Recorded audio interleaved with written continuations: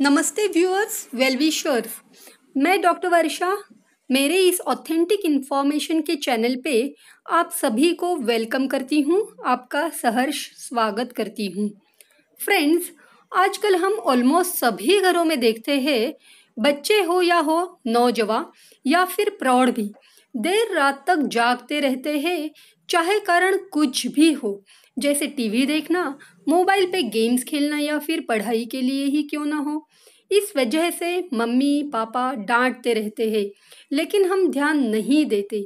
कुछ दिनों बाद हम कुछ ना कुछ शारीरिक या मानसिक अस्वास्थ्य महसूस करना शुरू करते हैं और फिर हम डॉक्टर्स आपको चिकित्सा तो देते हैं, लेकिन कारण ढूंढते हुए सलाह देते हैं कि देर रात तक जागरण करना मना है। जल्दी सोना स्वास्थ्य के लिए लाभदायी है और वैसे भी हम सब ये पक्का जानते ही है कि early to bed and early to rise makes man healthy wealthy and wise. Friends, लेकिन साल में एक दिन ऐसा भी है जिस दिन आपको देर रात जागने पर कोई डांटेगा नहीं। उल्टा इस दिन और रात आपको देर तक जागरण करना है। इस रात को सोना मना है। हाँ, बिल्कुल सही सुना। अगर आप स्वास्थ्य रूपी धन लाभ चाहते हो तो जागरण करना आवश्यक है। क्या आप जानना चाहोगे वो कौन सा दिन और रात है? वो रात है शरद पूर्णिमा की रात। शरद पूर्णिमा, जिसे कोजागर पूर्णिमा भी कहते हैं।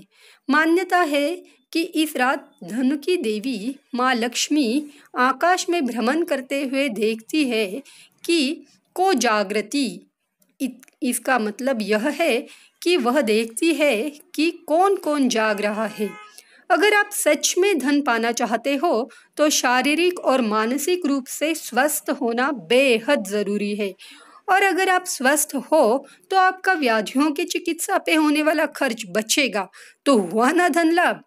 सो फ्रेंड्स, अगर आप सच में स्वास्थ्य रूपी धन लाभ चाहते हो, विशेषतः जिन लोगों को त्वचा संबंधी यानी स्किन संबंधी शिकायतें हैं, या आँखों का उचित स्वास्थ्य रखना चाहते हैं, या फेफड़ों संबंधित बीमारी जैसे कि अस्थमा इत्यादि, उन्होंने तो इस वीडियो से अपनी तकलीफ़ों से छुटकारा पाने का राज जान लेना ज़रूरी है। और हाँ, हम डॉक्टर्स यह देखते हैं कि आजकल बहुत से पेशेंट्स पित्त दोष की प्रकोप से परेशान हैं। और वैसे भी मार्केट में एसिडिटी की गोलियां तो एक्सेसिव मात्रा में बेची और खरीदी भी जा रही है। तो ऐसे पेशेंट्स जो हाइपर एसिडिटी, उल्टी, पित्त बढ़ने के कारण स्किन रैशेस, आँखों में जलन, शरीर गर्म हो जाना, हाथ पैर के तलवों में गर्मी, ऐसे अनेकों शिकायतों से परेशान है, उन सब के लिए यह दिन और विशेषतः शरद पूर्णिमा की ये रात विशेष रूप से महत्वपूर्ण है।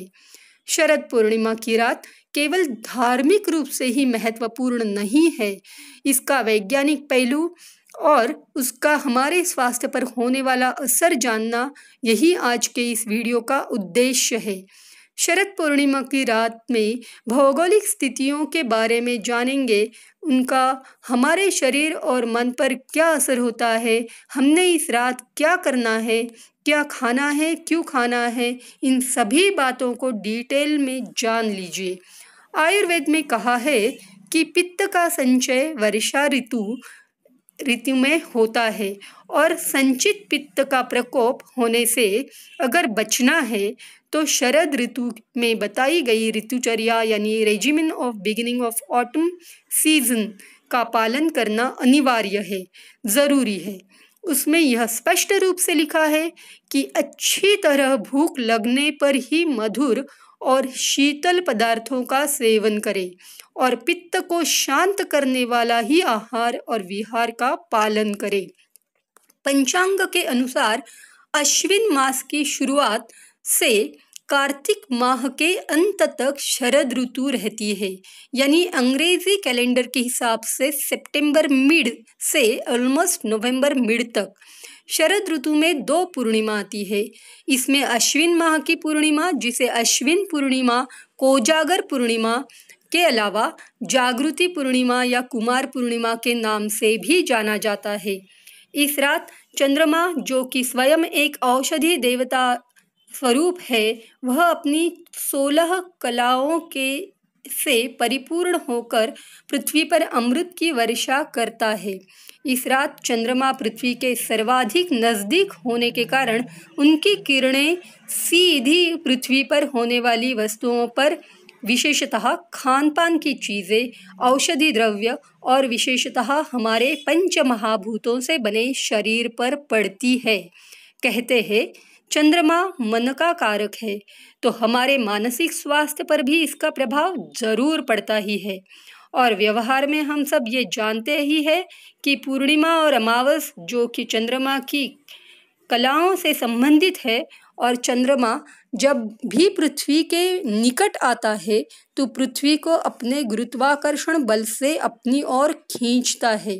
इस खिंचाव का असर ठोस जमीन पर उतना नहीं पड़ता जितना कि विशाल महाकाय समुद्र पे प्रभाव पड़ता है। इससे समुद्री जल में जो हलचल नजर आती है उसे ही हम ज्वार और भाटा के नाम से जानते हैं। समुद्र का मतलब जल तत्व या जल महाभूत, और हमारा शरीर भी तो ऑलमोस्ट 70% जल तत्व से बना है। ये बात हम सभी जानते हैं, है ना? तो इस तिथि का असर हमारे शरीर पर होगा ही। ये बात से अब आप सहमत हो ना? सो फ्रेंड्स, अब हम जानेंगे कि स्वास्थ्य हेतु हमने इस रात क्या करना है, क्या खाना है।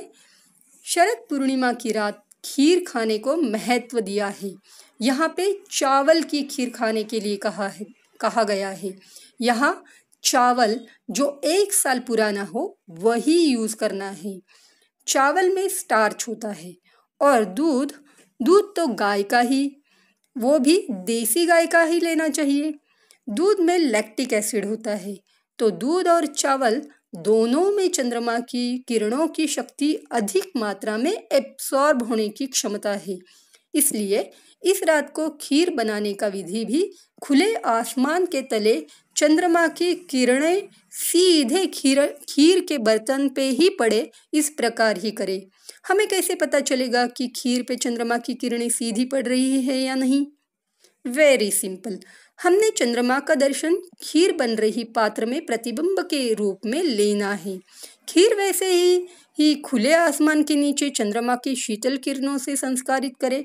उसमें दूध, चावल के अलावा ठंडी आयुर्वेदिक खांड या मिश्री भी स्वादानुसार डाले। ये तीनों ही चीज़ें शीतल यानी ठंडी तासीर की है। उस पे भी सोने पे सुहागा मीन्स चंद्रमा की शीतलता का प्रभाव। और अगर चांदी के बर्तन में खीर बनाई तो क्या कहना, चांदी भी शरीर में ठंडक पहुंचाती है। अगर चांदी का इतना बड़ा बर्तन नहीं है तो चांदी के गिलास, कटोरी में ही सर्व करे। तो औषधि गुणों से परिपूर्ण यह चावल और दूध से बनी खीर आपको वर्षा ऋतु में संचय हुए पित्त के प्रकोपित होने से, अक्टूबर हीट से, एसिडिटी की सभी शिकायतों से साल भर दूर रखने में ज़रूर फायदेमंद रहेगी। अगर आपके पास चांदी के बर्तन, गिलास इत्यादि नहीं है तो मिट्टी के बर्तनों का ऑप्शन भी बेहद लाभकारी है। खीर बनाते वक्त ज़्यादा ड्राई फ्रूट्स इस्तेमाल ना करें। एक तो वे पचने में हेवी होते हैं और कुछ गर्म तासीर के भी।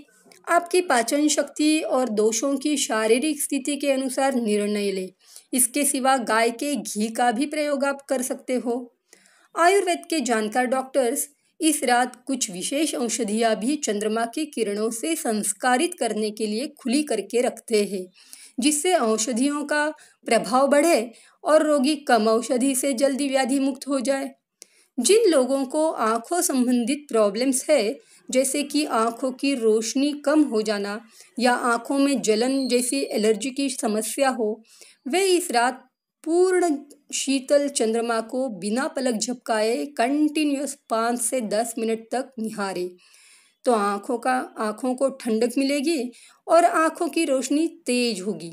इसे ही योग शास्त्र में त्राटक कहते हैं या मून गेजिंग मेडिटेशन। ऐसे बार बार करने से ज़रूर फायदा मिलेगा। जिनको फेफड़ों की बीमारी जैसे कि ब्रोंकियल अस्थमा हो, यह पेशेंट्स इस रात चंद्रमा की रोशनी में बैठे रहे और सुबह ब्राह्म मुहूर्त में शुचिर्भूत होकर चंद्रमा की रोशनी बनी एवं रखी गई चंद्रमा की रोशनी में बनी गई एवं रखी गई खीर का सेवन करें। इससे रोगियों को रोग में लाभ मिलेगा। यदि किसी व्यक्ति स्किन संबंधी कोई परेशानी से परेशान है, जैसे एलर्जिक रैश, शरीर गर्म हो लगना, हाथ पैरों में जलन, त्वचा लाल हो जाना या बहुत ज़्यादा गर्मी की वजह से काली पड़ना इत्यादि तकलीफ़ों से पीड़ित है, तो वह हाथ पैर और चेहरा खुला करके सफ़ेद वस्त्र पहन के चंद्रमा की रोशनी में टहलेंगे तो अधिक से अधिक उन्होंने उसमें समय बिताया तो फ़ायदे में रहेंगे। सो फ्रेंड्स, आई होप आपको ये जानकारी अच्छी लगी हो। आपके अपने और अपनों के स्वास्थ्य के हेतु इसका लाभ ज़रूर उठाइए। आप सभी को सुख शांति समृद्धि एवं स्वास्थ्य की शुभकामनाओं के साथ शुभ कोजागरी पूर्णिमा। जागते रहो और स्वास्थ्य लाभ उठाते रहो। अगर आपको ये वीडियो अच्छा लगा तो लाइक कीजिए, कमेंट ज़रूर कीजिए, अपने फैमिली फ्रेंड्स और रिलेटिव्स से नॉलेज शेयर कीजिए और अभी तक आपने मेरा ये चैनल सब्सक्राइब नहीं किया है तो प्लीज़ सब्सक्राइब करें। धन्यवाद। Thank you.